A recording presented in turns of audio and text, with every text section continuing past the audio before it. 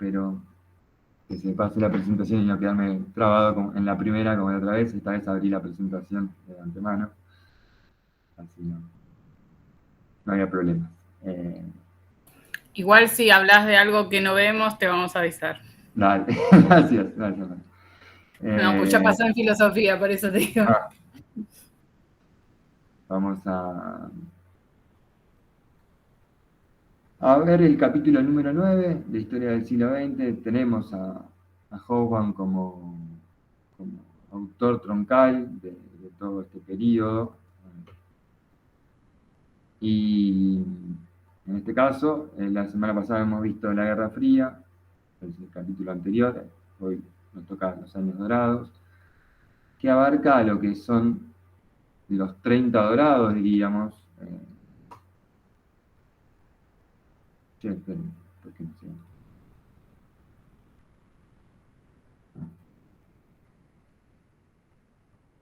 Hay problemas. No sé, pasa el... oh, bueno.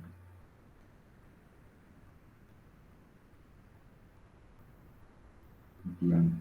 Vamos a volver a presentar. Bien,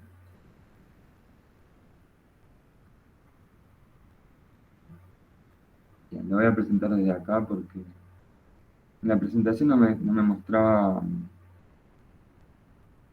el Bueno, ahora sí estamos todos en los años dorados de Hobsbawm. ¿Se ve bien? ¿Se visualiza bien? ¿Qué pasó?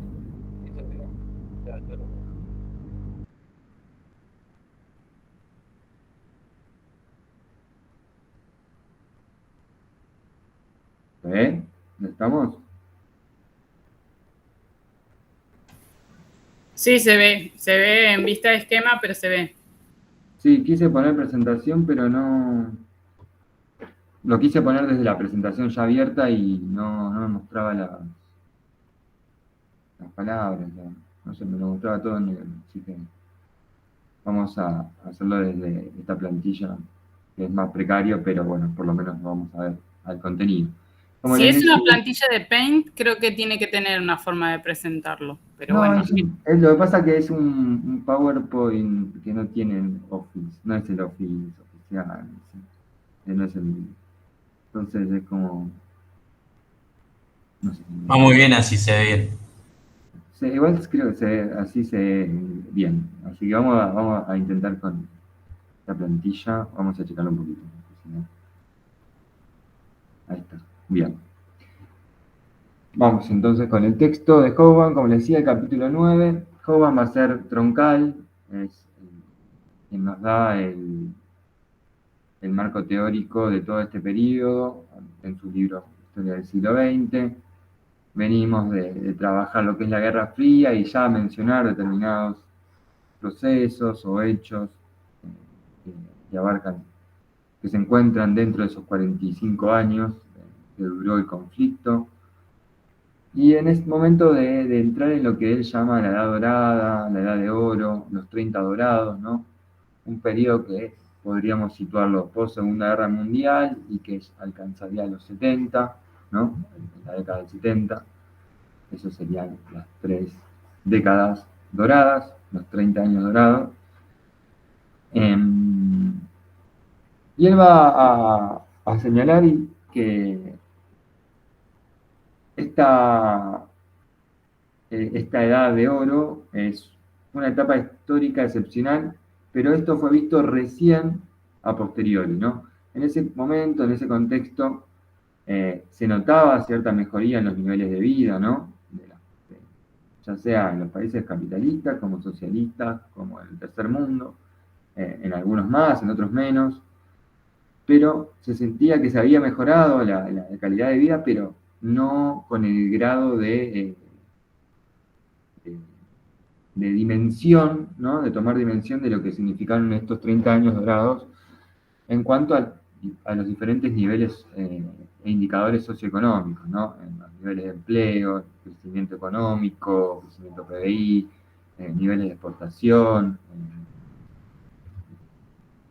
En esos indicadores socioeconómicos, digamos, nunca más vamos a estar cerca de esos indicadores, y por eso va a plantear que ha sido como una etapa histórica excepcional, ¿no?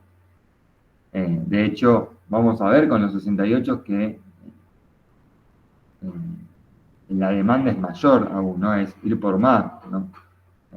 No quedarse con esta idea de que hoy vemos a posteriori de, ¿cómo puede ser que se quejaran con un 1,5% de desempleo a nivel Europa occidental?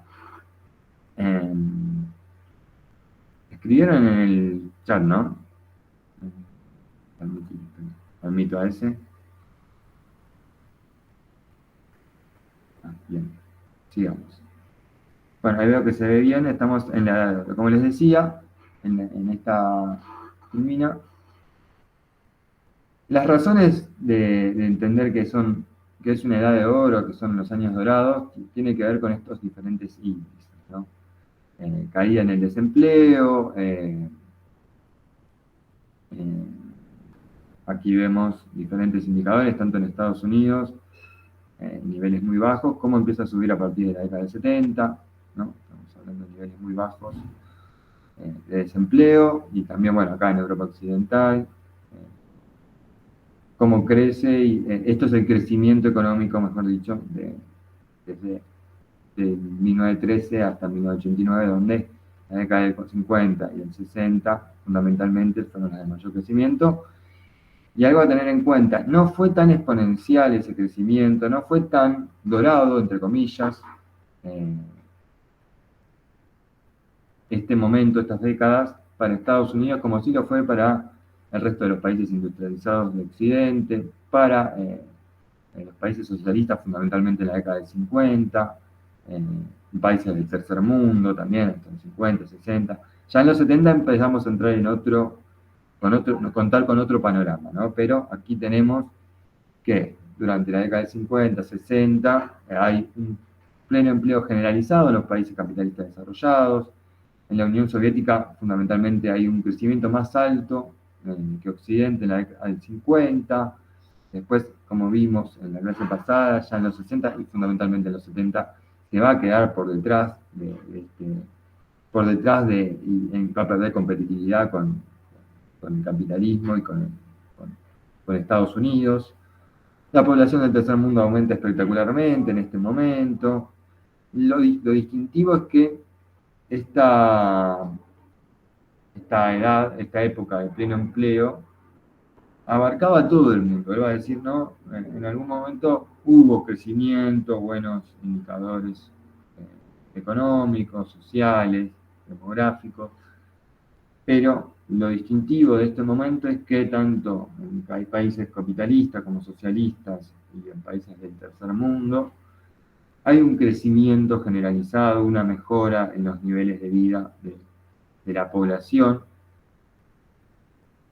y donde fundamentalmente Estados Unidos no lo vivió tan así, ¿no? Estados Unidos vivió un periodo entre guerras, que si bien lo vimos en detalle, la salida a esa crisis la dio la entrada en la Segunda Guerra Mundial, bueno, todo lo que significó el New Deal, y el crecimiento durante la guerra fue muy importante para salir de esa crisis. Entonces, lo que en Estados Unidos no se vio tanto como una dorada, tampoco se vio como ese furor que fueron los años locos de la década del 20. Sí hubo un crecimiento, Estados Unidos asume su supremacía a nivel mundial en el lado occidental, el lado capitalista, donde la recuperación, el centro estuvo puesto en la recuperación de Europa occidental y de Japón, ¿no? Como vimos, ¿no? En esos estados no comunistas, se tenía que poner el foco, y después vamos a hablar del Plan Marshall, ya lo mencionamos en la clase pasada, como una de esas herramientas que permitieran superar ese miedo a la revolución social y al comunismo que estaba ahí latente tras la Segunda Guerra Mundial y una situación social, económica muy, muy precaria, con una Europa muy destruida fundamentalmente. Entonces el peligro de revoluciones sociales, de que partidos comunistas accedan al gobierno, era latente, ¿no? Entonces ahí se puso el foco, sobre todo Estados Unidos, para recuperar tanto Europa Occidental como Japón, ¿no? Se da una generalización del pleno empleo en la década del 60. Es interesante ver que el desempleo llegó al 1,5% en casi todos los países de Europa Occidental. Ahí los países capitalistas desarrollados cubrían la 3/4 parte de la producción mundial y más del 80% de las exportaciones de productos elaborados. No hubo grandes épocas de hambre, el aumento de la producción de alimentos era mayor al aumento del crecimiento poblacional, al aumento poblacional. Hubo un aumento de la esperanza de vida. Ya ese movimiento, por lo menos hasta los 60, fue bastante mundial, este crecimiento, esta dorada. Ya en los 70 empiezan a crecer las diferencias, ¿no? Y ni que hablar en los 80, donde se empieza a visualizar otro paradigma, otro modelo económico a nivel mundial, y donde ya a partir de los 80 esta idea de que haya excedentes de alimentos y pobreza, hambrunas, hambre, se lleva menos comentarios o genera menos indignación por lo menos, o genera menos preocupación de los gobiernos hacia fines del siglo XX, fines del milenio. Bien, como les decía acá, estos son gráficos que muestran el nivel bajo de desempleo que había en Estados Unidos y cómo empieza a pegar el salto ya en la década de 70, en los 80 llega a su pico, después empieza a bajar en la segunda mitad de los 80 fundamentalmente, para mantenerse oscilante, pero sin nunca volver a tener los niveles de inicio de la década del 50, por ejemplo. Y acá vemos cómo el crecimiento de Europa Occidental en los 50 y en los 60 es altísimo, es altísimo comparado con los 40 años previos, ¿no? De 1,6 pasa a 4,4, de 4,8 en Europa Occidental. En Japón, de 1,8 pasa a 9,5, de 10,5 en la década del 50 y del 60, mientras que en Estados Unidos no es tan pronunciado, si bien hay un salto importante entre la década del 50 y el 60 de más de un punto, ¿no? Así todo queda rezagado detrás de Europa Occidental y Japón, y vamos a ver qué dice Varoufakis con respecto a este corrimiento del centro económico de Estados Unidos a una Europa Occidental y un Japón pujantes, ¿no? Y vemos como en los 70 hay una caída importante del crecimiento económico, ya estamos en un proceso donde hay una crisis de esta inflación, donde la caída de Europa Occidental y de Japón es muy pronunciada, ¿no? Y vamos a ver qué pasó con la crisis del petróleo y esas cuestiones que afectaron mucho más a los competidores de Estados Unidos que a Estados Unidos en sí mismo, ¿no? La economía crece en todo el mundo. Acá tenemos datos de PBI por habitante. En Europa Occidental crece en estos 23 años más del doble. Países de inmigración europea también un poco menos de la mitad. Japón aumenta también exponencialmente. En Asia sin Japón se duplica. En América Latina casi que se duplica, un poco menos. Europa del Este y la Unión Soviética también lo duplican. En África aumenta, no tanto. Y a nivel mundial es prácticamente el doble, ¿no? En este periodo del 50 al 73. Y bueno, después acá se establece por diferentes regiones, las principales regiones, Europa, Japón, países compara los PBI, la población, y el PBI por habitante, la población y PBI en general, ¿no? En un promedio, ¿no? Digamos, de estos 23 años, ¿no? Bueno, la idea es esta, ¿no? La economía crece en todo el mundo, ¿no? Es lo que quiere dejar planteado Hogan y es lo que marca la excepcionalidad del momento, ¿no? Hogan, en su segundo apartado, se va a centrar fundamentalmente en decir qué es lo que sucede en estos 30 años, en estas 3 décadas de la... Y va a señalar que hay una suerte de universalización de la situación de Estados Unidos previo a 1945, ¿no? Acudimos a la era del automóvil, con combustibles baratos. Atención a este dato, el combustible barato es el pilar de este momento del estado de bienestar, de los años de crecimiento con redistribución, donde los camiones y los autobuses pasan a ser los principales medios de transporte, donde el modelo de producción en masa del Fordismo adquiere un alcance mundial, llega a todo el mundo, donde se pasa de un mercado de bienes y servicios restringido a un mercado de masas, donde tenemos como mayor ejemplo el turismo masivo a las playas, no solo lo podemos ver en Europa, sino también acá, en nuestro propio país, en Argentina, en relación y en diálogo con lo que sucedía con el peronismo y bueno, todo lo que da cuenta de el turismo, fundamentalmente, o como ejemplo paradigmático, Mar del Plata.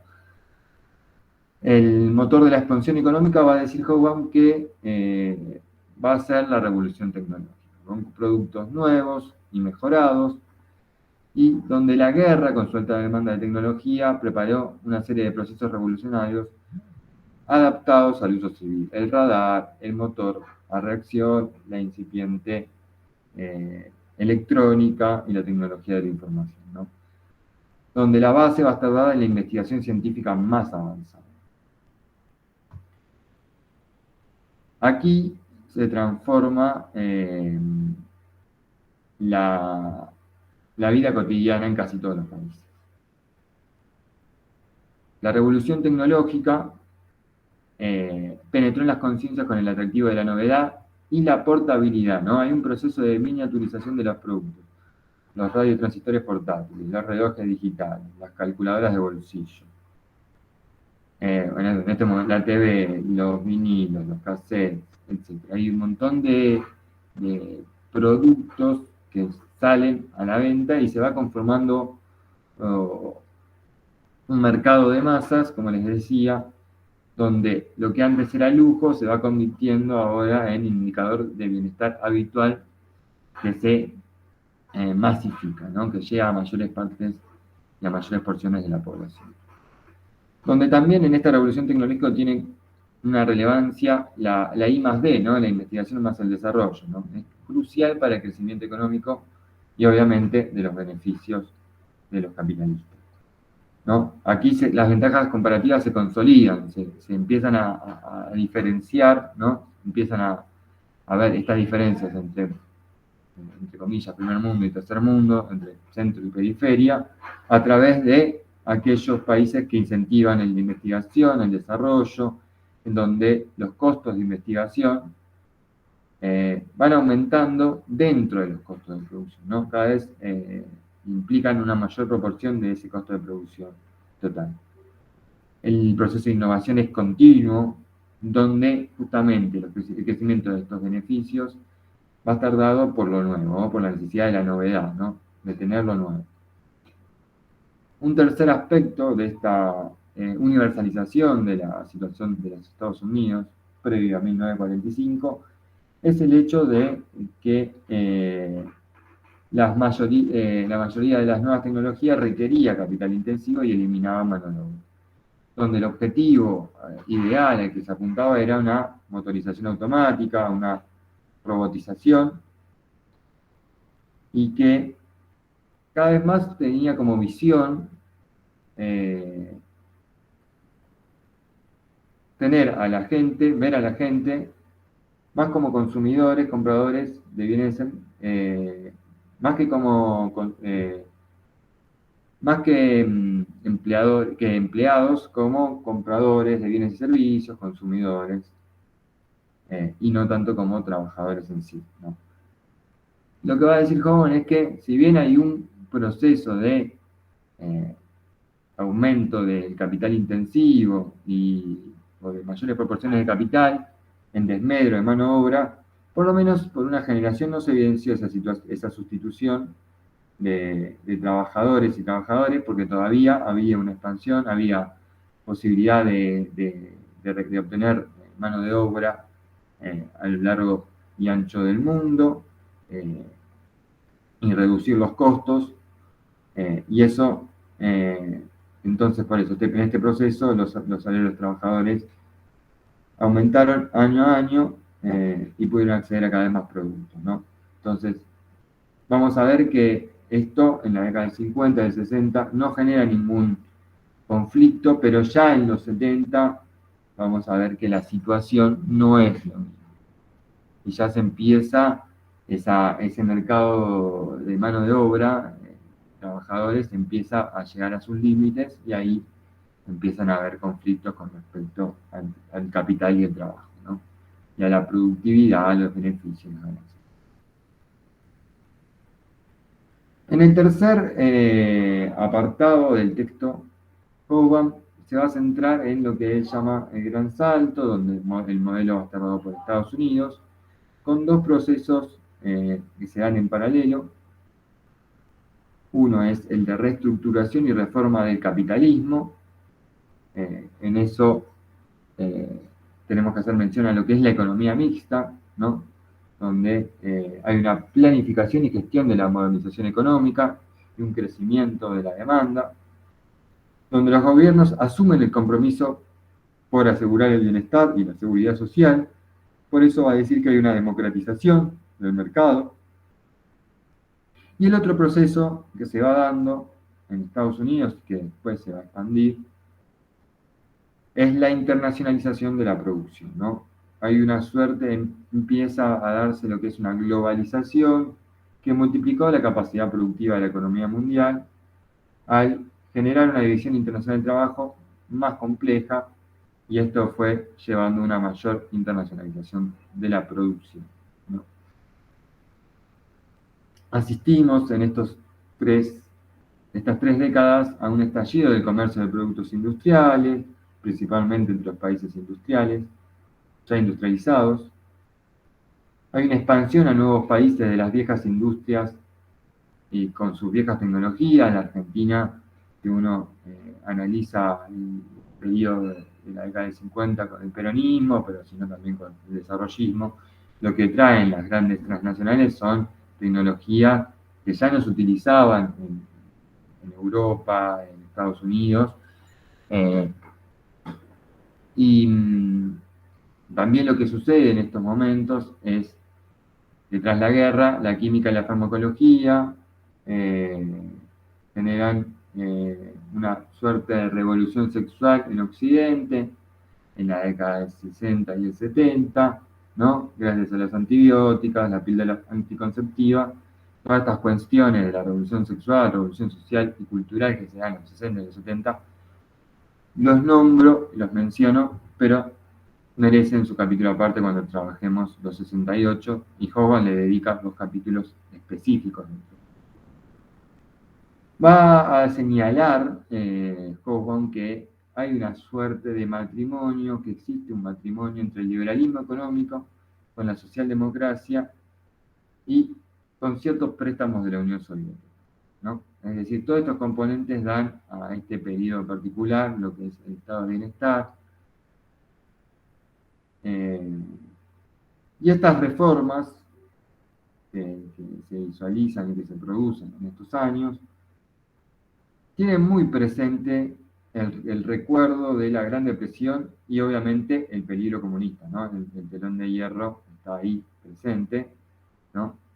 Y el acecho del comunismo, que ya vimos la clase pasada que no era tal, ese anhelo de expansión, pero bueno, todas estas cuestiones hicieron que se aplicaran estas reformas a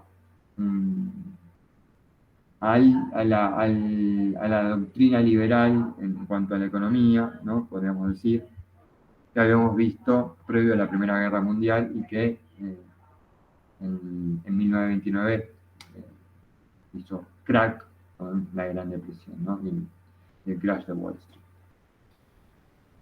Estas reformas, como les señalaba, tienen en cuenta 4 cuestiones, ¿no?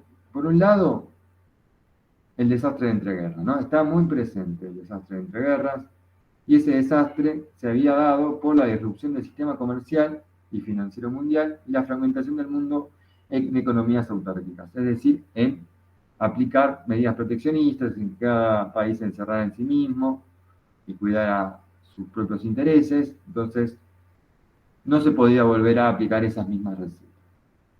Había agudizado la crisis durante la entrega. Por otro lado, se tenía en cuenta que era necesaria una estabilidad. Es decir, se necesitaba una hegemonía, la hegemonía de una economía y su divisa, ¿no? Así como lo había sido la libra, Gran Bretaña con su libra, hasta antes de la Primera Guerra Mundial. Bueno, ahora ese papel debía cumplirlo Estados Unidos y su moneda, pues, el dólar. El tercer elemento que se tiene presente para llevar a cabo estas reformas es que la Gran Depresión se dio por el fracaso del mercado libre sin restricciones. Ahora era momento de planificar, ¿no? No solo el mercado, sino que el mercado y la planificación, la economía mixta, como señalamos anteriormente, el Estado debía intervenir, por eso ya no se podía dejar el laissez-faire, que derivó en una profundización de la crisis tras la Gran Depresión de 1929.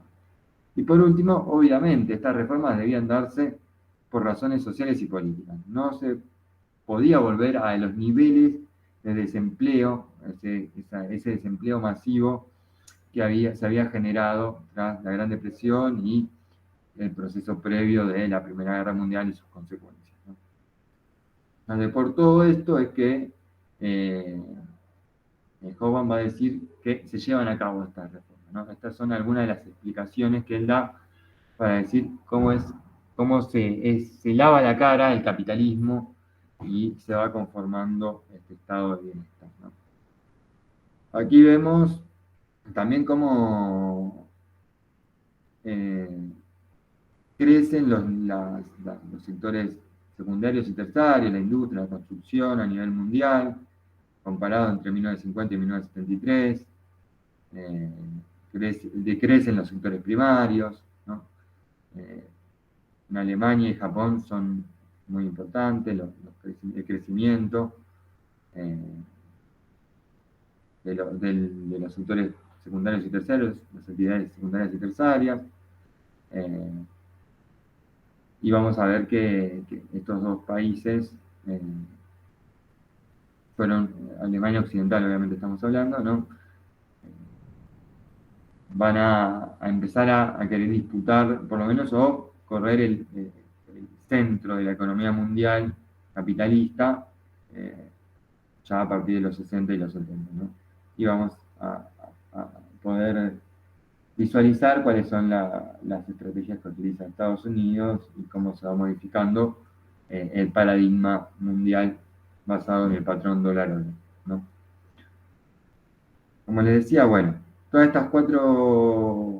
estos cuatro elementos, el recuerdo del desastre entre guerras, la necesidad de una hegemonía económica y de su divisa, la necesidad de planificar, de que el Estado intervenga, de una economía mixta, la necesidad de impedir el retorno del desempleo masivo y evitar el caos sociopolítico, llevaron a un consenso en Occidente, ¿no? En esta década de 50, de 60, o a la salida de la Segunda Guerra Mundial, así como un consenso de Washington, a modo de semejanza, va a decir como que en estas décadas hay cierto consenso en Occidente de que la intervención estatal no se modifica, tiene que estar presente y es un pilar de la economía mundial, ¿no? aquí tenemos una foto de lo que es el primer encuentro del Fondo Monetario Internacional, si no recuerdo, ¿no? Uno de los organismos que mencionamos en la clase pasada, junto con el Banco Mundial, el Acuerdo General de Aranceles y Comercio, ¿no? Todas estas organizaciones supranacionales que buscaban una estabilidad económica, más allá que detrás se escondieran los intereses estadounidenses, ¿no?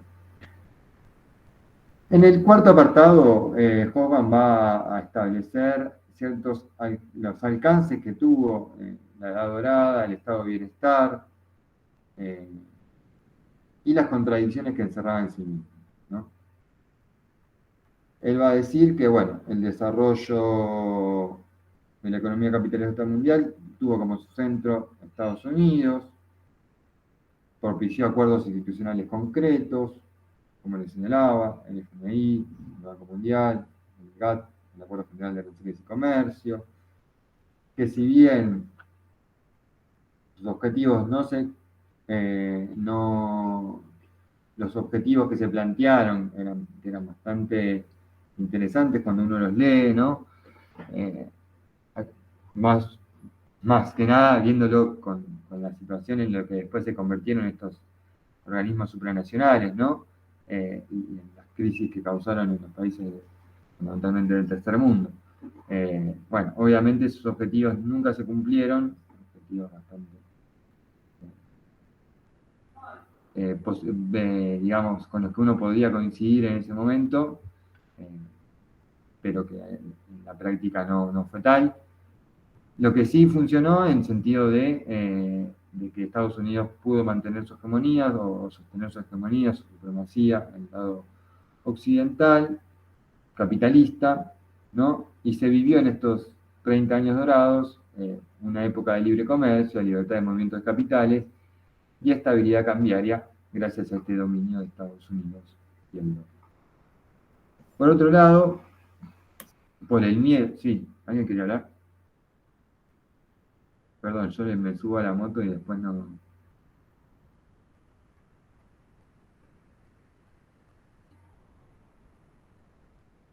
¿Vamos bien hasta acá? Si quieren, comenten en el chat alguna cuestión.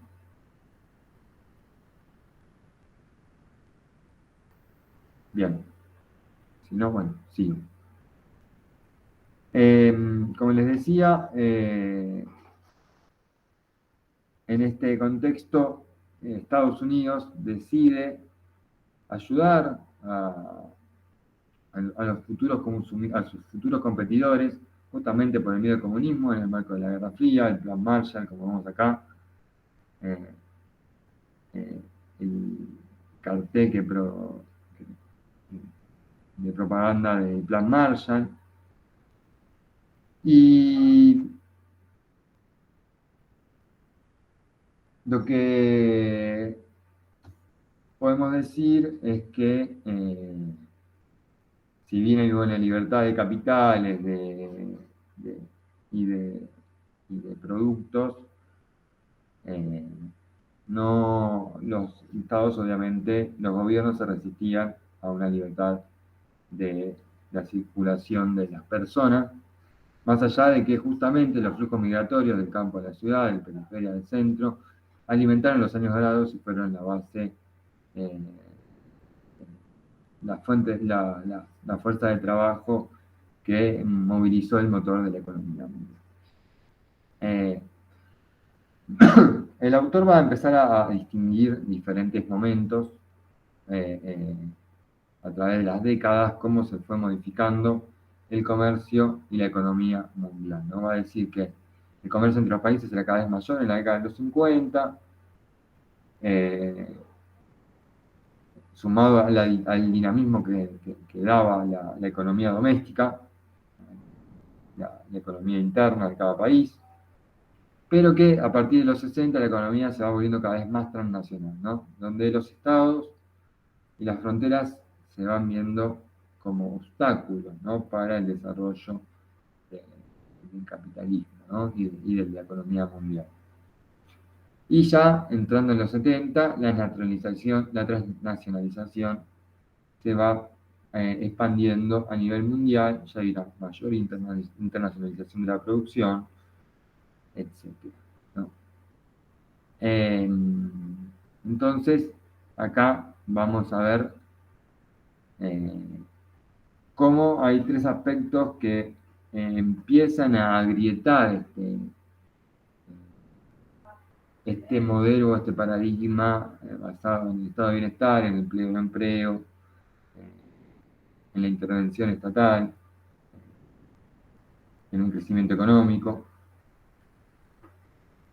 Y hay tres elementos, ¿no? El autor va a decir que hay tres aspectos que empiezan a generar tensiones hacia el interior del funcionamiento de la economía mundial. Por un lado, las compañías transnacionales, que si bien no eran una novedad, sí lo eran la escala de sus operaciones, donde su objetivo era independizarse de los estados y su territorio, donde se refuerza la tendencia a la concentración de capital, donde se empiezan a ir de Europa y de Estados Unidos en busca de mano de obra más barata, y esos lugares de mano de obra más barata les dan mayor emancipación, mayor libertad para moverse, para desarrollarse a estas grandes transnacionales. El otro aspecto es la nueva División Internacional del Trabajo que ya mencionamos, ¿no? El proceso de producción que se modifica, ¿no? Hay una división internacional de ese proceso de producción, gracias a la revolución del transporte y las comunicaciones, y también al surgimiento de pequeños estados donde se radican estas empresas, estas grandes transnacionales, que son, obviamente, al tener menos poder, al tener menos peso, son más convenientes para su desarrollo, para estas multinacionales y transnacionales. Hay que hablar, bueno, del último punto, que es el surgimiento de actividades offshore, extraterritoriales, en paraísos fiscales, que escapan a todo tipo de control, basados en los eurodólares no repatriados a Estados Unidos, formados en agujeros legales, con el objetivo obviamente de evitar impuestos y demás limitaciones, y que constituyeron la base del mercado global incontrolado, ¿no? Fundamentalmente de créditos a corto plazo, ¿no? Un tema tan vigente como los Pandora Papers que han salido de la luz hace unas semanas, ¿no? Y por último, el capítulo en el quinto apartado va a centrarse en lo que es el ascenso del estado de bienestar y a la vez en cuáles son las limitaciones que no permitieron su perdurabilidad, ¿no? Hogan va a decir que los 30 gloriosos fueron posibles por un consenso político entre la izquierda y la derecha en los países occidentales, por la combinación keynesiana de crecimiento económico basado en el consumo masivo, por una población económicamente activa, en niveles de pleno empleo y cada vez mejor remunerada, ¿no? Tenían que darse todas estas condiciones, ¿no? Crecimiento económico, consumo masivo, pleno empleo, salarios crecientes, ¿no? Los salarios reales en crecimiento. Y se produce también por el acuerdo tácito explícito entre las organizaciones patronales y obreras con el gobierno presidiendo y arbitrando, ¿no? En un acuerdo a tres bandas que beneficiaba a todos, ¿no? Win-win para los tres actores, ¿no? Para el capital brindaba previsión y planificación. Para el trabajo, salarios y beneficios en aumento y un Estado benefactor cada vez más amplio, ¿no? Y para el gobierno, estabilidad política debilitando al PC y condiciones predecibles para el macroeconómico, ¿no? Entonces, hay una suerte de consenso político y un consenso económico, político entre izquierda y derecha, pues económico entre capital y trabajo. Bauman diría que se produce este acuerdo ante la imposibilidad del capital de evitar las crisis cíclicas que ocasionaban el capitalismo, y del trabajo de no poder imponer sus condiciones y poder tener un reaseguro ante estas crisis cíclicas que aparece en el desarrollo económico, en la economía mundial. Entonces hay como una suerte de arreglo entre las partes. Y esto dio, según Hobsbawm, resultados positivos porque apareció una economía de consumo masivo basada en el pleno empleo, como les decía, y un sostenido crecimiento de los ingresos reales con el aseguro que daba la seguridad social, ¿no? Con ese sostén que daba la seguridad social. Estas medidas o estos acuerdos primero los llevó a cabo el reformismo, primero los gobiernos conservadores moderados, luego en los 60 hay un giro hacia la izquierda, siempre hablando de fundamentalmente Europa. Y es ahí en los 60 donde aparece fuertemente ese estado de bienestar, donde el gasto del bienestar es el mayor en proporciones dentro del gasto público, y donde disminuye disminuyen los gastos militares, por ejemplo. Hasta que irrumpe el año 68, ¿no? Ahí va a marcar cierto quiebre, por lo menos un signo de malestar importante, ¿no? Cuando parecía que con todos estos indicadores debería estar satisfecha la población, ¿no? Pero así no es. Acá tenemos, por ejemplo, esto que señalaba de cómo el gasto fue aumentando, el gasto público. Un liberal se agarraría los pelos hoy en día, ¿no? Fue aumentando en la mayoría de los países en la década de 50, 60, 70 y 80. Ya después, en los 80 y 90, ya empieza a reducirse. Vamos con otro paradigma, con otro modelo económico, con otras teorías económicas más ligadas al consenso de Washington y al monetarismo, ¿no? Entre algunas de las cuestiones que plantea el neoliberalismo. Entonces, teníamos esta situación de acuerdo político, izquierda-derecha, acuerdo económico, capital, trabajo, gobierno, en el que todos salían beneficiados. Hay un acceso al poder de ciertos partidos de izquierda en los 60, hay un rejuvenecimiento de la política, aparece en la juventud, y eso es un tema que irrumpe la juventud en la escena política en los 60, y eso va a quedar para el próximo encuentro, para el 68, los 68, y en los 60 también asistimos a una consolidación del estado de bienestar, ¿no? Un estado que debía garantizar una vida digna, ¿no? Ya no la supervivencia, ¿no? Implica mucho más que la supervivencia, una vida digna. El bienestar, el vivir bien.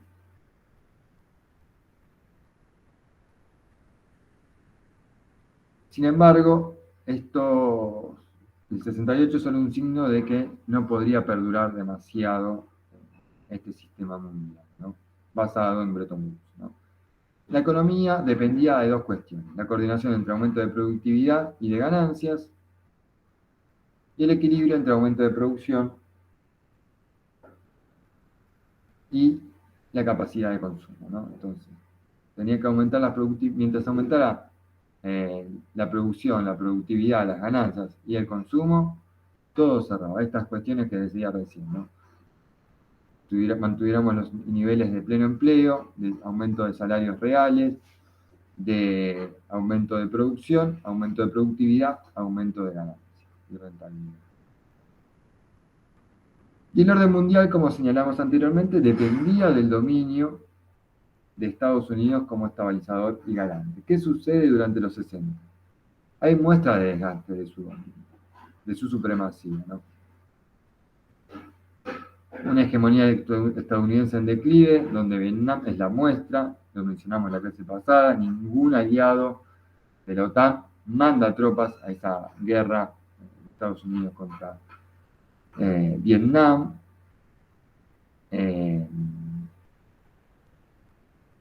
Hay una ralentización de la productividad, una desaceleración de la productividad y estas grandes reservas de mano de obra, este éxodo que se daba del campo a la ciudad, de la periferia al centro, empieza a mostrar cierto agotamiento, lo cual empieza a, en términos capitalistas, a aumentar los costos de producción en cuanto a la mano de obra.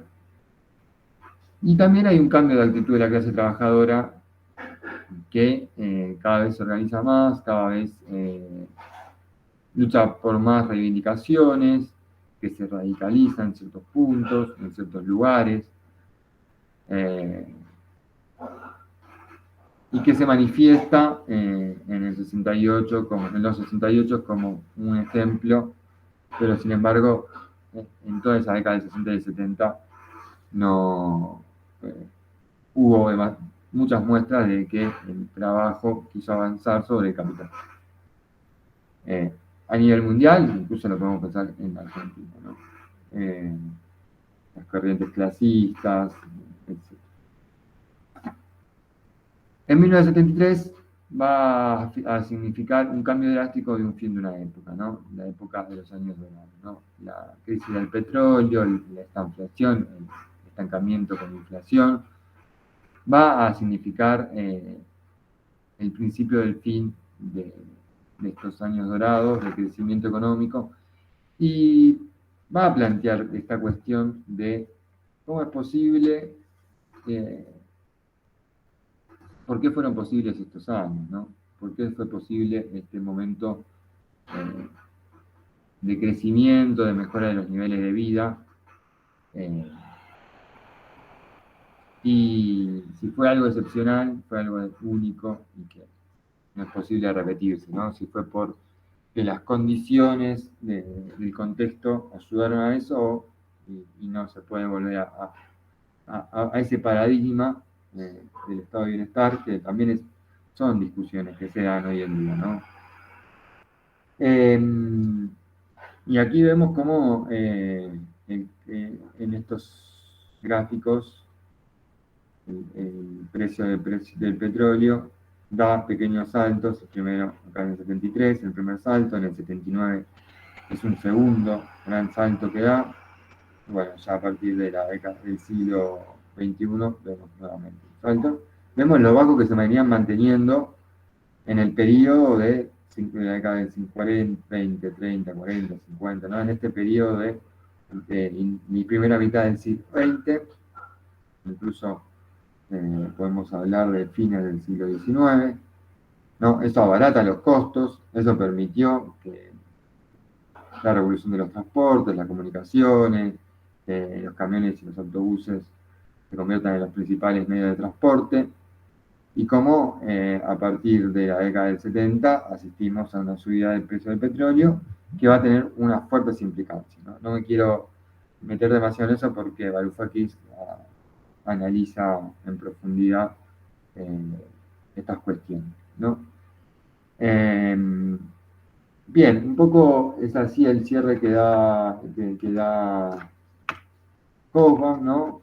En cierto punto habla de, dejo de compartir, en cierto punto habla de un fin de una época a partir de la década del 70, ¿no? De un momento excepcional, que le da cierta carga valorativa positiva, ¿no? A este momento a nivel mundial, porque lo que rescata es que los niveles de vida mejoraron en todo el mundo, ¿no? Más allá que después, con el correr del tiempo, hubo diferenciaciones. Y queda ahí la pregunta latente de si es posible volver a vivir, ¿no? En los mismos términos, ¿no? Si el capitalismo puede mostrar, entre comillas, esta cara menos salvaje, o fue solamente ante el temor de una guerra fría y de la revolución social y del comunismo del otro lado del telón de hierro, expectante, esperando que la situación empeore para llegar al gobierno, ¿no? Me parece que ahí también hay una cuestión de ver esta excepcionalidad en qué radica. Él da estas cuestiones, ¿no? Él da una mirada tanto del pasado, de lo que sucedió con la Gran Depresión, y no volver a ese temor que señala incluso en el capítulo de Guerra Fría, ¿no? El temor a caer en una recesión, el temor a una guerra nuclear, el miedo estaba muy patente en estos momentos. Y también desde el presente, ¿no? Desde el presente y de esta cuestión de un comunismo que se expandió en buena parte del mundo y que entendían que podía disputarle la hegemonía. No sé si queda alguna consulta, alguna duda, alguna reflexión. Los textos de Hobbes son bien llevaderos, en este caso es bastante claro, si bien se meten algunas cuestiones más técnicas de la economía. Antes dábamos un texto de Alcroft que era muy técnico en los conceptos y términos económicos, que hablaba justamente de este crecimiento de Europa occidental. Pero me parece que la idea que da es esto, ¿no? Cómo resalta los diferentes indicadores demográficos, socioeconómicos, positivos, el alcance mundial, cómo es que se llega, por qué se llega a esa situación de beneficios o resultados positivos, y también las limitaciones y las tensiones que se van dando durante estos años para empezar a explicar por qué en la década del 70 y ya en los 80 asistimos otro paradigma. ¿No? Y a mí me resulta interesante porque uno lo puede pensar desde la historia argentina, ¿no? Este proceso desde el peronismo hasta el 73, 76, proceso con sus idas y venidas, con sus vaivenes, también ciertos niveles económicos que la Argentina nunca pudo, niveles socioeconómicos que nunca pudo volver a recuperar, ¿no?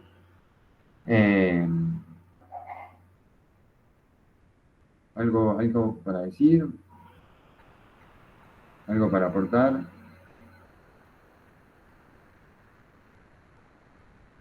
Siempre es un tema interesante el estado de bienestar en nuestro país, con la historia que tenemos y la pervivencia del peronismo con sus múltiples significados, esta idea del estado presente, que cada tanto vuelve a discutirse, me parece que tiene mucho para pensarse desde el hoy, ¿no? Me parece, a la luz de la distancia del temporal, Sí.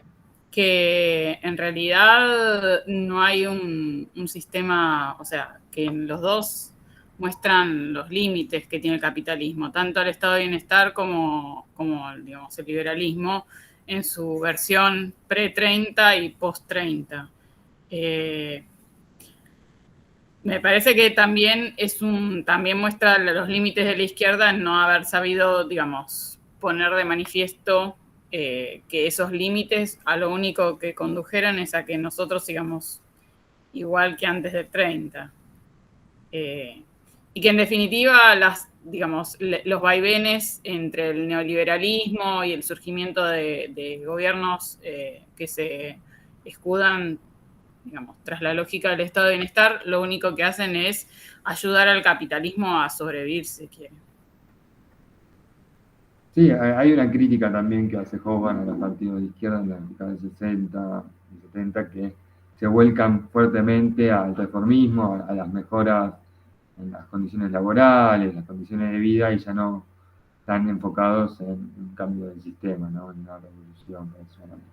Más allá de que hubo episodios, como digo, fueron años, la revolución como tal, en cuanto a concepto, en cuanto a paradigma, en cuanto a utopía a cumplir, a alcanzar, estaba presente, lo que va a decir que tanto ciertos partidos de izquierda e incluso los sindicatos, las organizaciones obreras,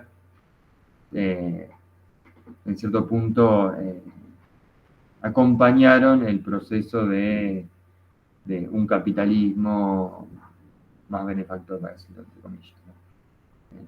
Y eso también marcó su límite. Aún así, todo es interesante porque, cuando veamos Revolución Social y Cultural, esa juventud de la década del 60 y 70, si uno lo comparaba con la generación de sus padres, que habían vivido la Primera Guerra Mundial o la crisis, la Gran Depresión y la Segunda Guerra Mundial, que habían vivido situaciones traumáticas, duras, quizás para los padres vivir un periodo de pleno empleo, de crecimiento económico, de salarios reales, no podían entender cuál era la crítica de los jóvenes hacia la falta de, digamos, de no conformarse, ¿no? La falta de conformismo con la situación que se vivía en ese momento, ¿no? Que también es para analizar y para trabajar esta idea bueno, estas generaciones no vivieron todo eso, ellos querían, no vivieron, es como, para ellos la situación que les toca vivir es la que les toca vivir y quería informar, ¿no? Sí. No, me parece también interesante, la verdad que fue muy buena la exposición de Yamil. Y con respecto a esto que planteaban de las limitaciones de la izquierda, nosotros vimos en el texto de Negri, en el texto de Fontana, también en la reflexión de otros autores, el rol que jugó la Unión Soviética, la experiencia socialista real, para condicionar y empujar de alguna manera a las reformas que impulsó la propia clase dominante al interior del capitalismo, ¿no? Discutimos mucho sobre Keynes, las motivaciones de Keynes, los textos y la teoría de Keynes con respecto a eso. También está bueno pensar, lo vamos a ver en las próximas clases, en el 68 primero y después en la crisis, la caída de la Unión Soviética, esto que decía la compañera de la crisis del horizonte de transformación de la propia izquierda, ¿no? Que se ve reflejada en la experiencia soviética y en cómo la disputa geopolítica y la disputa de los bloques, en buena medida, en términos simbólicos, ideológicos, pero concretos, materiales, se vio reducida a la competencia económica, ¿no? A la lucha por la productividad, ¿no? A esto de mostrar quién lograba avanzar en términos materiales a través de la carrera espacial, a través de la producción de acero anual, de resultado de los planes de planificación de la Unión Soviética, en términos industriales, en todos los términos económicos, como en buena medida esa rivalidad y ese horizonte de expectativa de transformación estaba muy marcado por el productivismo, ¿no? Y cómo también por eso cayó por su propio peso, y cuando empezó a perder productividad y empezó a perder esa competencia en términos económicos, duros, materiales, la Unión Soviética empezó a caerse por su propio peso, por no renovar ese horizonte de expectativa, ¿no? Y eso corre también, obviamente, para aquellos partidos, sobre todo europeos, de izquierda y socialdemócratas, que se adaptaron a la lógica de la disputa gremial, ¿no? De la disputa más inmediata. Diferente por ahí fueron las experiencias latinoamericanas, ¿no? Y las experiencias de la descolonización en ese sentido.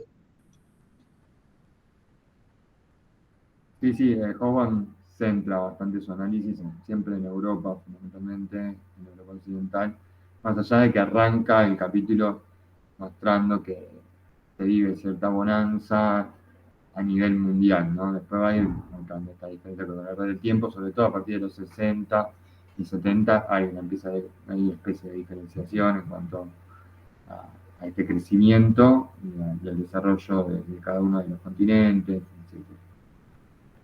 etc. Habían varias preguntas con respecto a cómo seguíamos con el cronograma, con los parciales. Bien. Bueno, los parciales, ahí recibimos los últimos el día de hoy. Hay alguna que preguntó por el tema de recuperar porque no llegó a entregarlo. En principio la respuesta es sí, ahí respondimos los mails, pero bueno, entre mañana y pasado vamos ahí a revisar un poco las consignas y bueno, ver los plazos y demás para esta recuperación, ¿no? Para que sea lo más justo posible. Con respecto, bueno, en cuanto avancemos con las correcciones, vamos a ir mandando las respuestas, tanto de, bueno, los trabajos prácticos que quedaron pendientes como de los parciales. Y el cronograma, bueno, lo tuvimos que ajustar, se hizo más chico el año, además nos atrasamos una clase, entonces ahí lo que veíamos que dado el marco teórico, el peso que tiene, sobre todo en el análisis que hacemos del siglo XX, Hobsbawm, del marco teórico del siglo XX corto, definimos que estas últimas 4 clases, bueno, 3 descontando esta, vamos a ver 68 la clase que viene, luego vamos a ver crisis y caída del estalinismo, del socialismo real, y por último vamos a ver la crisis del estado de bienestar, que algo vamos a ver ahora, cuando veamos el capítulo 4 de Varoufakis, el Minotauro Global, vamos a ver neoliberalismo, ¿sí? Por último. Y ahí vamos a terminar la materia. Eso. Así va a terminar el cronograma. Nos queda fuera un par de clases, pero bueno, no tuvimos forma de hacer que entre todo el contenido. Hay varias de las clases que están en asincrónico, incluso las clases que eran sincrónicas quedaron del año pasado y están colgadas, así que las pueden ver. Así que bueno, todos los contenidos que tienen que ver con Tercer Mundo, China y la contemporaneidad quedan ahí virtualmente. 2 consultas. Sí. Yo le comenté al profe Yamil que tenía que preparar el texto de Nuria Varela sobre el feminismo en los 60. Uh-huh. Lo preparo igual. Sí, entra dentro del 68, entra Sí. dentro de la clase del 68, entonces Sí. no hay problema. No, está Sí. bien, como no sabía cómo iban a hacer el recorte, por eso preguntaba. No, la clase del 68 va como está definida en el programa. Bueno. Y la segunda consulta es las consignas del trabajo práctico final. No, bien, ahí lo que definimos es no hacer un trabajo práctico final, sino, bueno, quedarnos con las notas del segundo parcial, porque veíamos que no llegábamos, digamos. Lo lamentamos porque la verdad que son contenidos muy importantes los de las últimas clases, pero bueno, dada que se recorta la cursada y que no llegamos con el cronograma, definimos ahí que no haya y que vamos a cerrar las notas con el segundo parcial. Dada la situación también de que nos exigen en la última semana ya subir los informes y las actas de notas. Locura, no sé por qué hicieron esto. Sí. Hay una presión muy fuerte por terminar antes de antes, porque ya estuvo recortado el año, recortado el cronograma, y bueno, qué sé yo, nos adaptamos a eso. Así que bueno, eso, con respecto a cuáles son los contenidos que se evalúan y cómo cerramos el año.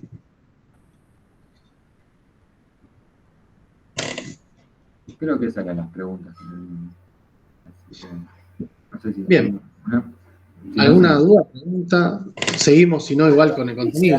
Perdón, entonces solamente lo que faltaría, digamos, hacer recuperatorio lo que tienen que hacer y ya no habría más, digamos, o trabajo práctico o parcial, digamos, lo que queda de las clases. No, quedan 3 clases y no vamos a hacer una nueva evaluación. Lo que sí, bueno, a quienes tengan que recuperar, nada, vamos a agregar algo a lo que era el parcial y demás, alguna consigna más, etcétera.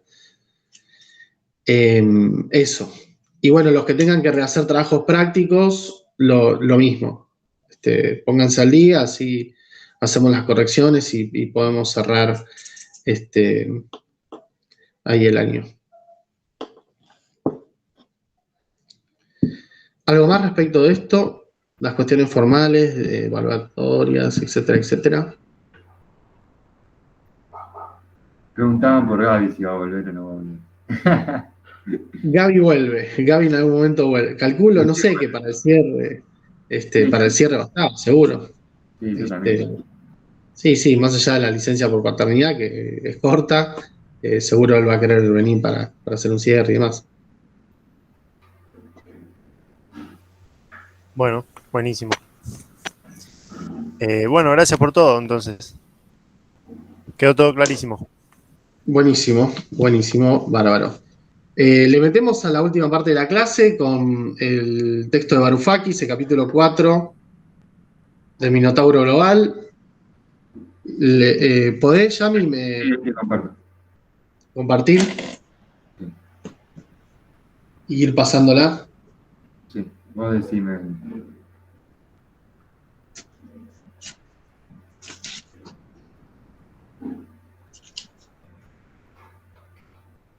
Ahí me dice que está bien, así que...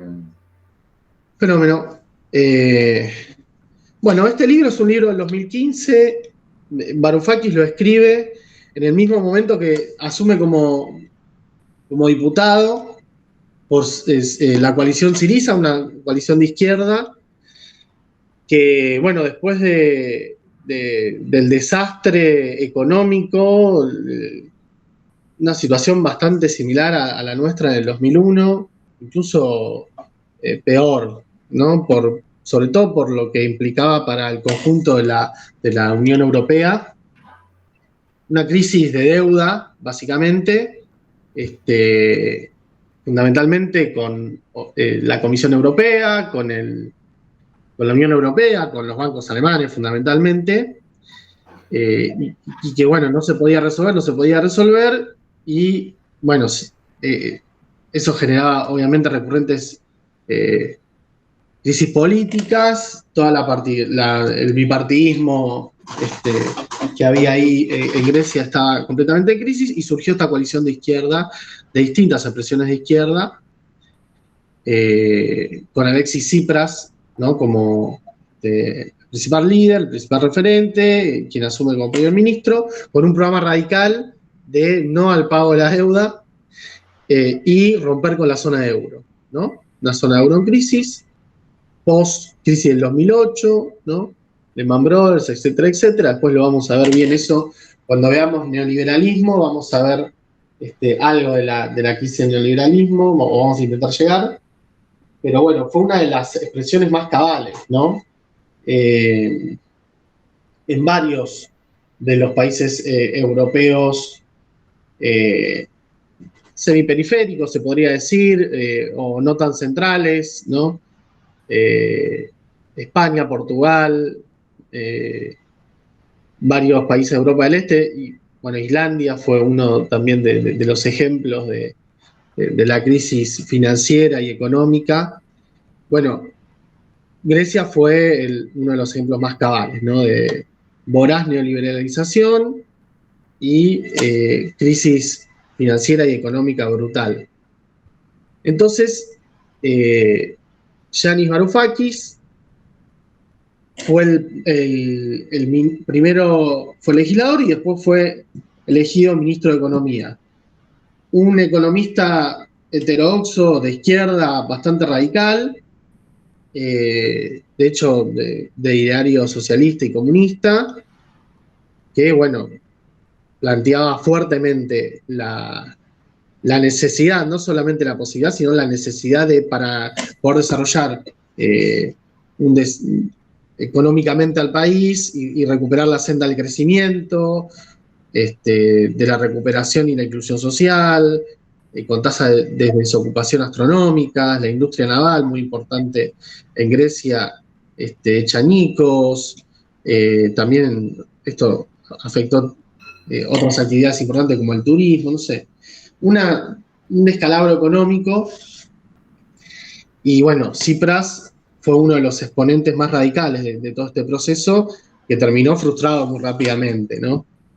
Finalmente, Alexis Tsipras definió que no había condiciones para romper con la zona de euro y había que negociar y volver a aplicar las mismas recetas de austeridad que siempre la Comisión Europea planteaba para establecer renegociaciones y demás. Y no se pudo romper con ese ciclo.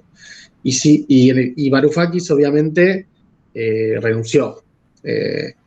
Renunció al no poder llevar adelante su programa económico y, entre otras cosas, escribió este libro, donde, él ensaya toda una explicación del funcionamiento de la economía global, ¿no? Y en qué consistió toda esta fase en la cual Estados Unidos es el centro de la economía mundial, el principal garante de su funcionamiento y quien dicta los ritmos y las dinámicas de funcionamiento desde la Segunda Guerra Mundial en adelante, ¿no? Él tiene una mirada muy particular de todo este proceso que explica un poco Yamil. En este capítulo lo que va a hacer es explicar en buena medida la crisis, ¿no? La transición de lo que es el modelo del estado de bienestar hacia, el neoliberalismo naciente, ¿no? En este capítulo lo que se va a ver es esa transición de la década de 70 y principios de los 80. ¿Cuáles son los movimientos? Sobre todo se centra mucho en lo que hace Estados Unidos, pone mucho la mirada y el centro en lo que hace la principal potencia mundial, y un poco lo que tiene de vicio el texto para tener también una apreciación crítica sobre él, es que es una historia económica bastante desde arriba y bastante desde la óptica de los Estados Unidos. Por el momento parece que, todo es un plan que define Estados Unidos y, el resto de los actores son muy secundarios en las definiciones que lleva adelante, ¿no? Por momentos describe y analiza un proceso que parece bastante unilineal, digamos, ¿no? Muy de la perspectiva de los Estados Unidos. Igual, de todas maneras, tiene una mirada bastante interesante. Perdón, sí. Antes que sigas, porque a mí me resultó medio confuso, o no sé si lo explica antes el autor, porque como estamos leyendo un capítulo en particular, exactamente a qué se refiere al plan global, si se refiere que es justamente esta intención de Estados Unidos de mantenerse siempre en la hegemonía de las economías del mundo, ¿a eso se refiere o es otra cosa? Porque me quedó cosa. Sí. Es un término que lo utiliza a lo largo de estos capítulos, pero no lo define y habla de que cómo cambia la cuestión geopolítica. No me quedó claro eso. A eso iba. Para entender mejor los pormenores del concepto de plan global, yo recomiendo leer el capítulo 3, el capítulo anterior. Este es el capítulo 4 del Minotauro Global. Pero como en Hobsbawm está muy claro todo este proceso, entonces dijimos, mejor para ver la transición, que era por ahí más floja la explicación de la crisis que hacía Hobsbawm y la transición de un modelo a otro, nos parecía interesante complementar la mirada de Hobsbawm con la mirada que tiene el capítulo 4. Pero recomiendo, para entender mejor el plan global, leer el capítulo 3, no es muy largo. Acá lo explicamos brevemente. El plan global es básicamente toda la dinámica que se estructura a partir de la segunda posguerra, luego Bretton Woods, ¿no? La dinámica que instituye Bretton Woods, la dinámica de organización de la economía global con Estados Unidos en el centro.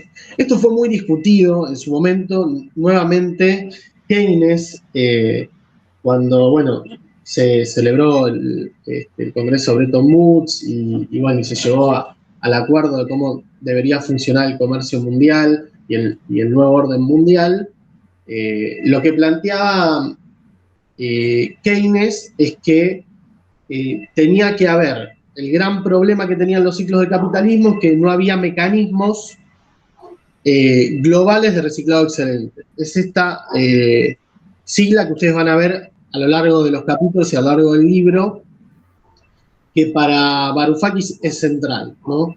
Tomando el pensamiento y las definiciones de Keynes. Así como Keynes planteó toda una serie de discusiones durante Versalles y a posteriori, con todo su desarrollo teórico, también en el momento de discutir a qué mundo se iba en la segunda posguerra, bueno, muchos de los planteos que había hecho en el 18 y luego en la crisis de entreguerras fueron tomados, ¿no? Por Estados Unidos y por los principales actores mundiales. Por eso, como explicaba Yamil, y acá está la ficha del Plan Marshall, para Estados Unidos y para el conjunto de los países vencedores, excluyendo por supuesto a la Unión Soviética, fue fundamental para el nuevo orden económico mundial poner el foco en recomponer a Japón y Alemania en términos económicos, ¿no? El Plan Marshall fundamentalmente pone el foco ahí.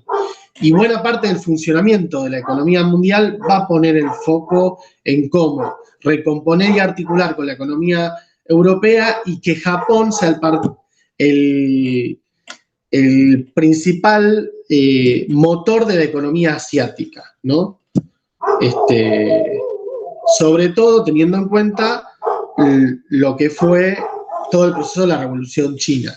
Entonces Japón iba a ser el motor del capitalismo y al mismo tiempo, como se pensaba Alemania como una barrera para el avance del comunismo y todo el cordón sanitario de Europa del Este, la misma función va a cumplir Japón, ¿no? Por eso la importancia que vimos durante la Guerra Fría de el juego estratégico y lo que implicó la Guerra de Corea, luego la Guerra de Vietnam, ¿no? Bueno, el desarrollo de Japón estaba dentro de esa misma estrategia. Recomponer Asia y desarrollar el capitalismo con Japón como eje. Pero ¿qué pasa? ¿Cuál es la discusión que se da? Que vuelva a perder Keynes, porque no es que logre imponer condiciones en la negociación y en este nuevo orden mundial, según su perspectiva, en todos los planos. Es lo que va a decir que este sistema de mecanismo global de excedente, de reciclado de excedentes, tenía que ser algo automático, tenía que ser algo instituido, ¿no? No tenía que estar dictaminado de manera arbitraria ni por un país ni por un conjunto de países.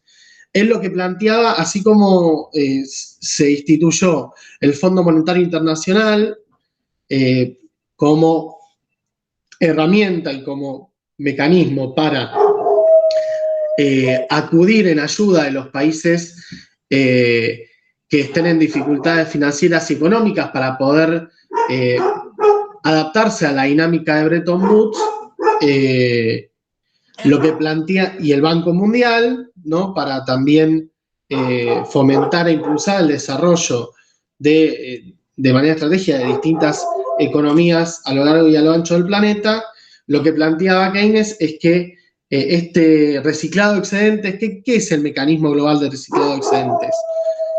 Los países centrales obviamente tienen una correlación de fuerzas favorable y balanzas comerciales favorables con un conjunto de países, ¿no? Entonces hay países que tienen un mayor excedente. Ese excedente tiene que reciclarse y tiene que volver en forma de inversiones o a través de impuestos o interés, y ese excedente tiene que volver a los países en vías de desarrollo. O sea, lo que plantea Keynes es que había que instituir, ¿no? Él hablaba de una moneda común, incluso universal. No podía ser una moneda de un país el parámetro para desarrollar el comercio y las actividades económicas a nivel mundial. Entonces, él planteaba que había que tener una moneda común y como una especie de banco central mundial, ¿no? Universal, que sea el que regule los excedentes, que cobre los intereses necesarios para recuperar esos excedentes, o fomente la inversión de los países centrales o los países desarrollados, subdesarrollados o en vía de desarrollo, perdón. Entonces eso implicaba una mirada mucho más amplia que la recomposición de la hegemonía de los países centrales, ¿no? Que fue finalmente lo que pasó con el orden de Bretton Woods. Entonces a Keynes no le dan bola y lo que plantean es que tiene que ser Estados Unidos quien determine cuáles son los mecanismos de reciclado de estos excedentes y que es Estados Unidos el principal centro de acumulación de esos excedentes, ¿no? Entonces, eso implicaría lo que implicó durante todos los 30 años dorados, que sea Estados Unidos el que marque el ritmo de la economía mundial, del comercio mundial, y hacia dónde van esos excedentes de capitales, ¿no? En este caso, como vimos en la aplicación de Yamil, van a ser Japón y Alemania. ¿Se entiende más o menos cuál es la idea del plan global?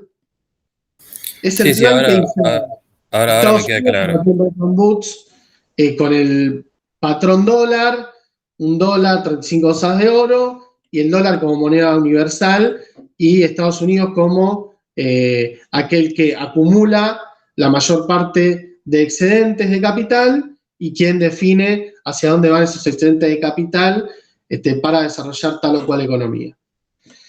Pasamos a la próxima, Yami. Entonces, ¿qué va a decir Varoufakis, ¿no? Siguiendo a Keynes? Que esto es un defecto de origen, ¿no?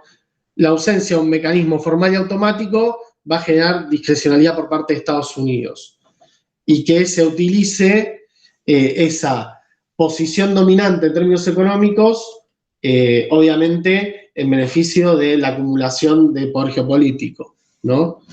Y viceversa. Por interés geopolítico, desarrollar en términos económicos tal o cual país en función de la dinámica de la Guerra Fría, que ya vimos en las clases anteriores. Entonces acá dice que los conflictos del frente asiático, como explicaba antes, ante la Revolución China, de Corea, de Vietnam, y después el rol que van a tener los llamados tigres asiáticos, pero también China, tiene que ver con esta dinámica de cómo diseñar en función de los intereses geopolíticos de Estados Unidos el orden económico mundial. Pero ¿qué pasa? Lo que no se prevé en el plan global es, bueno, este plan va a funcionar siempre y cuando Estados Unidos sea el principal acumulador de excedentes, siempre y cuando la economía de Estados Unidos marche bien y siempre y cuando tenga un superávit y un excedente de capital para redireccionar, ¿no? Ahora, ¿qué va a pasar? Por los intereses geopolíticos que planteaba, por la dinámica propia de la Guerra Fría, no siempre las decisiones económicas se supeditan a las necesidades económicas, ¿no? Y no siempre se piensa en términos de el beneficio global, ¿no? Empieza a correr y a tener muchísima más fuerza el interés geopolítico. Y esto implica que a través de la guerra de Vietnam y todas las complicaciones que ya vimos en términos políticos, bélicos, sociales que generó la guerra de Vietnam, también lo que generó es un déficit enorme. Lo que antes era dinámico, en un primer momento, durante el último New Deal, en la transición al estado de bienestar, en la década del 50, que fue esto que explicó muy bien Yamil, del desarrollo tecnológico, de lo que implicó el complejo militar industrial para el desarrollo de la economía norteamericana y mundial. Bueno, este desarrollo, esta hipertrofia de complejo militar industrial que se vio plasmada en la dinámica, no solamente la dinámica bélica, sino también la dinámica económica en la guerra de Vietnam, el despilfarro que implicó la guerra de Vietnam, el gasto irracional que implicó la guerra de Vietnam, generó un problema muy importante, acá están las cifras, para la economía norteamericana. Y eso hizo que empiece a tambalear toda la dinámica y toda la estructura de ese plan global. Porque Estados Unidos, al pasar de tener superávit y poder justamente distribuir estos excedentes de capital, pasó y empezó a tener un estancamiento económico y ya problemas de déficit, ¿no? Y además de los déficits, va a empezar a haber problemas de presión inflacionaria, porque ya no va a poder responder Estados Unidos con las reservas de oro, según los acuerdos de Bretton Woods, a la emisión dineraria, ¿no? Y también a la demanda de dólares por ser la moneda patrón de la economía mundial por parte del resto de los países. Entonces, al ver este problema inflacionario, ¿no? Los países centrales, acá, en este caso Francia y Gran Bretaña, lo que van a hacer es exigirle a los Estados Unidos que, le entregue el oro en cambio de los dólares, ¿no? ¿Y qué va a pasar? La respuesta de Nixon va a ser, a partir de esa presión inflacionaria que se venía desarrollando con el detonante de dos países centrales reclamándole a Estados Unidos que responda ante los acuerdos de Bretton Woods y le entregue el oro para poder, valorizar esos activos financieros que tenían estos países. La respuesta de Nixon va a ser romper con el patrón oro y decir, a partir de ahora va a ser el dólar la moneda patrón sin ningún tipo de respaldo más que el poderío económico, político y militar de los Estados Unidos. Y ahí va a empezar el problema, ¿no? Seguimos con la que viene, Yamil. Entonces, el texto de Varoufakis va a poner acá, a diferencia de otros autores, incluido Hobsbawm, él discute con la idea de que, la crisis del petróleo es el parteaguas y es el hecho económico y político que marca el quiebre del estado de bienestar. Él lo que va a plantear es que la crisis empieza con la ruptura del patrón oro de Bretton Woods, ¿no? Y la devaluación del dólar y la inflación. Empieza antes de el 73, ¿no? De la crisis del petróleo. Es en el 68, ¿no? ¿Cómo? Es en el 68, ¿no? No, es en 1971. Ah. Que Nixon define romper con el patrón oro y en realidad la crisis del petróleo es una consecuencia de eso, va a decir Varoufakis.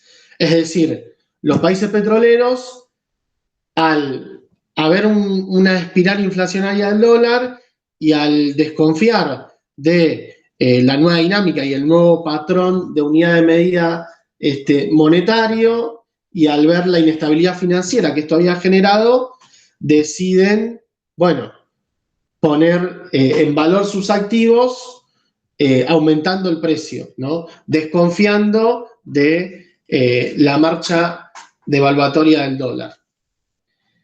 ¿Y qué interpretación va a hacer Varoufakis de la crisis del petróleo? Va a ser una interpretación distinta, ¿no? Que la que va a hacer Hobsbawm y que van a hacer otros autores, ¿sí? Lo que va a decir Varoufakis es que, por supuesto que Estados Unidos no genera la crisis del petróleo, ¿no? A partir de la crisis devaluatoria y de la ruptura del patrón, se genera un efecto devaluatorio en el conjunto de la economía mundial, un proceso inflacionario que, tiene como consecuencia esto que, por supuesto, genera un efecto de retroalimentación y daña todavía más la dinámica de la estabilidad financiera de la economía mundial, ¿no? Es una crisis muy importante. Ahora, ¿qué va a decir Varoufakis? Estados Unidos se monta sobre la crisis del petróleo y la aprovecha, ¿sí? Porque después vamos a ver un poco más en detalle en las últimas placas. Pero básicamente lo que dice es, como muy bien Yamil mostró en la serie de la evolución de crecimiento de PBI, Alemania y sobre todo Japón crecen exponencialmente. Estados Unidos tiene un crecimiento más sólido, más estable, pero también menos espectacular, ¿no? Entonces, ¿qué pasa? Ahí Estados Unidos, para de alguna manera estabilizar la situación económica y financiera, hace dos cosas. Primero, ver cómo logra apreciar y darle nuevamente valor y generar confianza en el dólar, ¿sí? ¿Cómo fortalece el dólar? Eso por un lado. Y cómo estabiliza la situación financiera, ¿no? Eso por un lado. Lo que va a hacer para esto es subir las tasas de interés, ¿sí? Entonces, por un lado sube las tasas de interés. Pero por otro lado, ¿qué dice Varoufakis? Lo que hace es aprovechar esta crisis del petróleo y va a dejar correr, va a dejar hacer a los países petroleros. ¿Por qué? Porque el cálculo que hacen desde la Secretaría del Tesoro de los Estados Unidos es que primero, para fortalecer el dólar, tenían que subir la tasa de interés, pero al mismo tiempo tenían que mejorar la competitividad, ¿no? Tenían una crisis de competitividad. Como vimos antes, en la década del 70, empieza a bajar el crecimiento y hay una fuerte presión por el aumento del salario. Como decía Yamil, hay un recrudecimiento, un aumento de la lucha de clases y eso genera una presión salarial, ¿no? Y una presión sobre el beneficio y la productividad. Entonces, ¿qué hacen? Bueno, para mejorar la productividad, lo que tenemos que hacer es mejorar la estructura de costos. Entonces, por un lado va a estar la lucha feroz contra los sindicatos para disciplinarlos, para bajar los costos y demás. Pero por otro lado, ven en la crisis del petróleo un atajo para mejorar la competitividad. ¿Por qué? Porque Estados Unidos tenía una cuota mayor del mercado petrolero, las empresas norteamericanas eran líderes, y por otro lado tenía petróleo, cosa que ni Japón ni Alemania tenían, ni una posición dominante en el mercado petrolero, ni tampoco petróleo propio prácticamente. Entonces, ¿qué va a decir? Ante el aumento del petróleo, claro, esto nos golpea a los Estados Unidos, pero nos golpea menos en comparación que a Japón y Alemania. A Japón y Alemania representa un desastre tremendo la crisis del petróleo y el aumento de los combustibles de manera exponencial, como mostraba Yamil en la serie de evolución de precios. Con el salto en el 70, a principios de los 80, y después ya a fines de los 90, a principios de los 2000, con un crecimiento exponencial que no va a parar.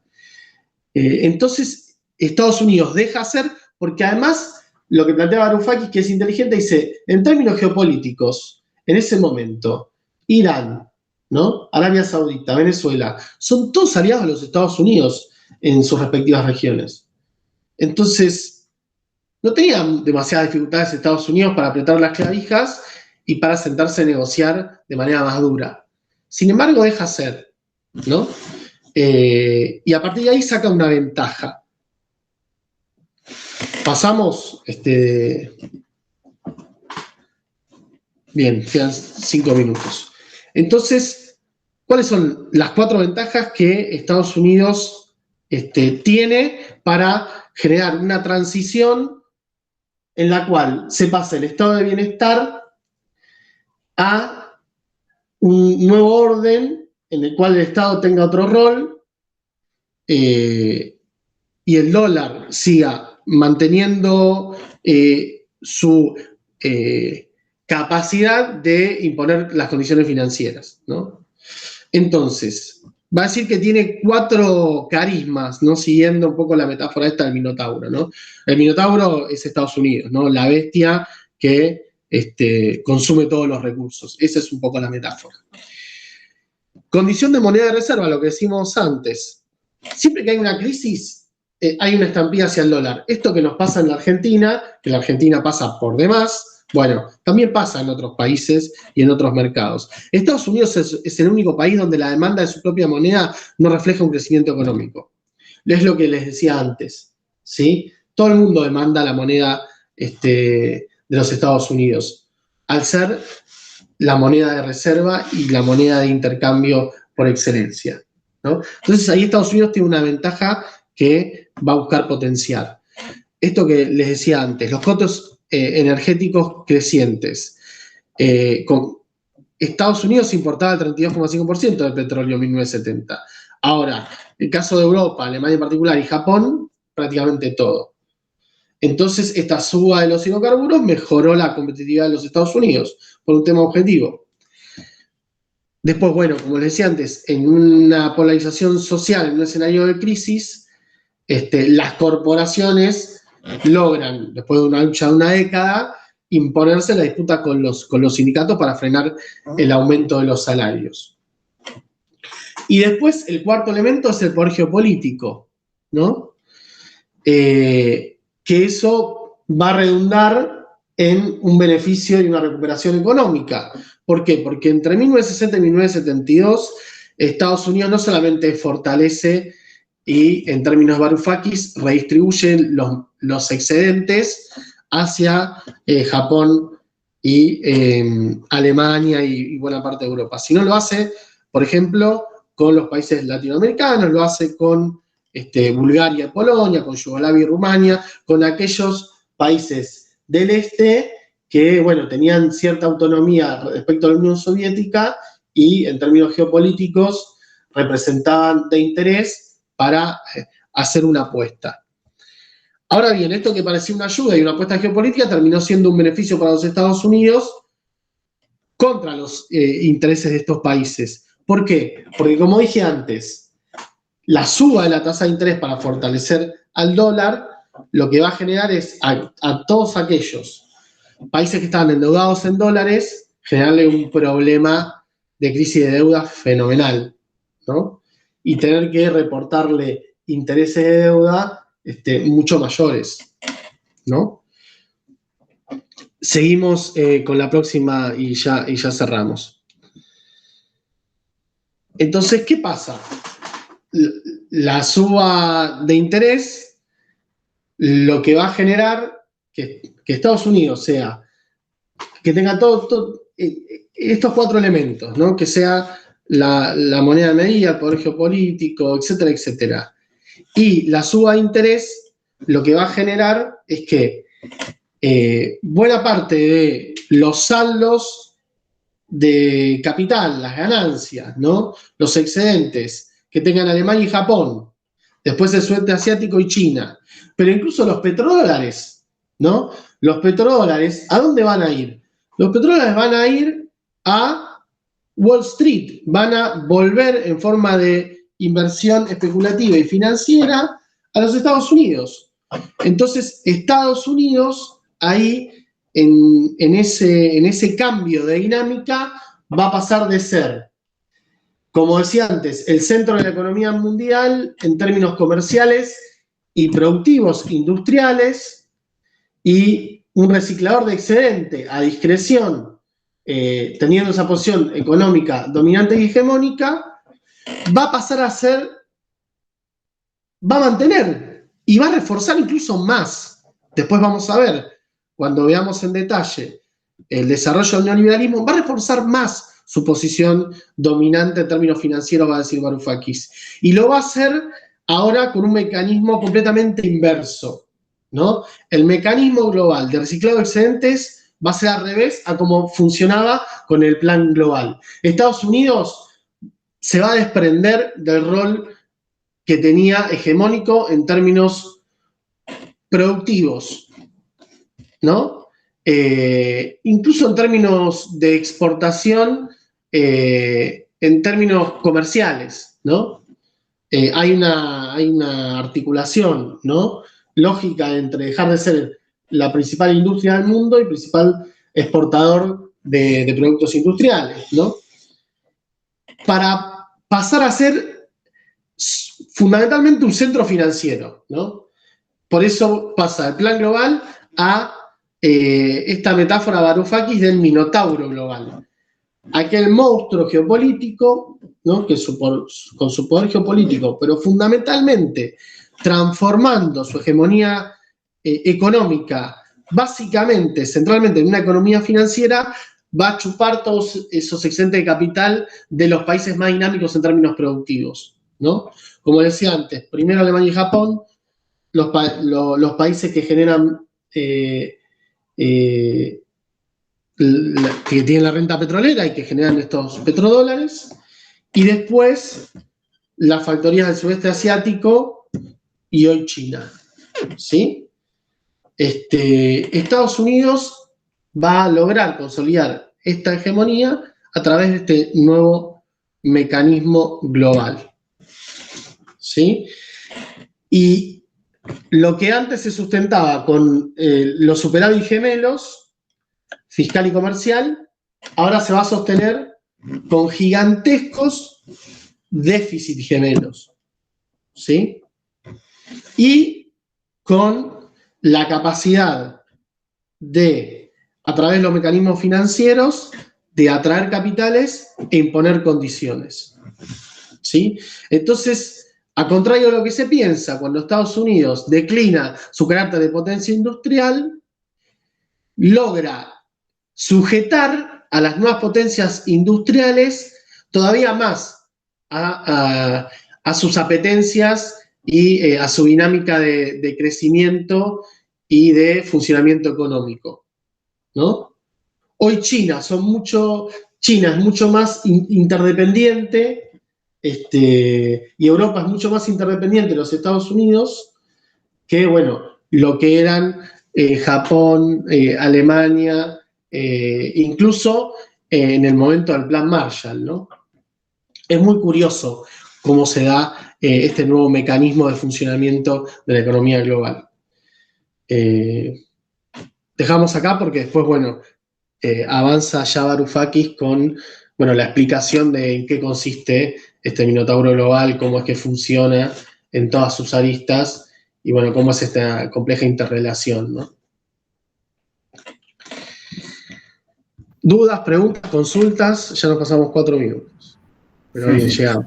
Perdón, sí, yo quería preguntar 2 cosas nada más. La primera, cuando el autor habla de esta cuestión de que el patrón dólar es donde él considera que se produce este quiebre, a eso se refiere porque él usa una frase respecto de que la moneda estadounidense, si bien, digamos, es propia, ¿no?, de Estados Unidos, pero el problema es de ustedes, como refiriéndose a los demás países, cuando se rompe la cuestión del patrón. ¿A eso se refiere o es otra cosa?